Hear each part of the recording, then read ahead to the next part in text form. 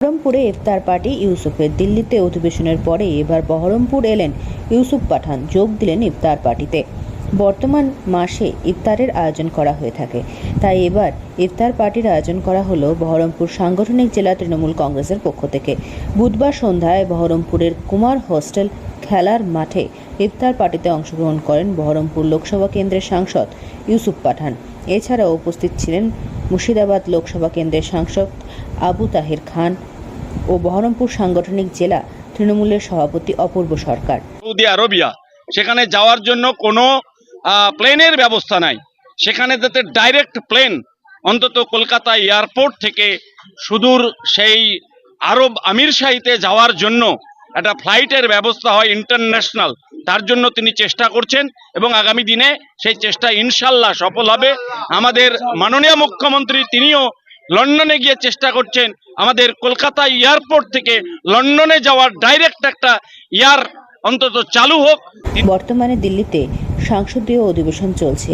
সেই অধিবেশন সম্পন্ন করে বহরমপুরে এসে পৌঁছান বুধবার ইউসুফ পাঠান।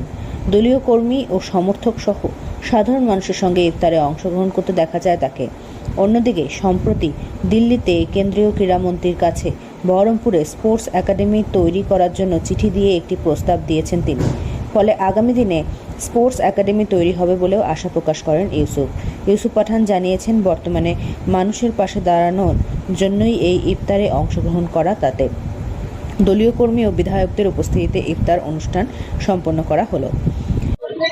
देखिए, तृणमूल कांग्रेस हमेशा हर साल रमज़ान के महीने में इफ्तार पार्टी की आयोजन करता है। तो आज भी इफ्तार पार्टी का आयोजन किया गया था और ये बहुत अच्छी बात होती है कि सारे लोग गैदर होते हैं यहाँ पर और ये इफ्तार का जो पार्टी है वो हमेशा होता रहता है।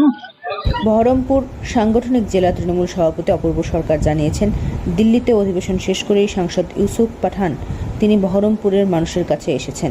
আগামী দিনে একাধিক উন্নয়ন সহ বেশ কিছু বিষয়ে মানুষকে উপহার তুলে দেবেন তিনি। খোদ মুখ্যমন্ত্রী মমতা বন্দ্যোপাধ্যায় জেলাবাসীকে উপহার দিচ্ছেন প্রতিনিয়ত। জাতীয় চিড়িয়াখানা তৈরির জন্য আবেদন করা হয়েছে কেন্দ্রীয় সরকারের কাছে। ইতিমধ্যেই সেই জায়গাও পরিদর্শন হয়েছে। একটি দাবি তুলে ধরেছিলেন ইতিমধ্যেই যে এই মুর্শিদাবাদ জেলায় একটা ন্যাশনাল জু এর জন্য, তাই তো, ন্যাশনাল জু অর্থাৎ একটি চিড়িয়াখানার জন্য। আজকে চিড়িয়াখানা কর্তৃপক্ষ এসেছিলেন, ডিএম সাহেব ছিলেন, কিছু জায়গা পরিদর্শন হয়েছে। আমরা আশা রাখবো এই মুর্শিদাবাদ জেলার মানুষ আগামী দিনে কেন্দ্রীয় সরকার, রাজ্য সরকারের মধ্য দিয়ে নিশ্চিতভাবে এই উন্নয়নগুলো বা এই চাহিদাগুলো পূরণ করবে, এটুকুনি আশা রাখবো। মুর্শিদাবাদ থেকে কৌশিক অধিকারী রিপোর্ট, লোকাল 18 বাংলা।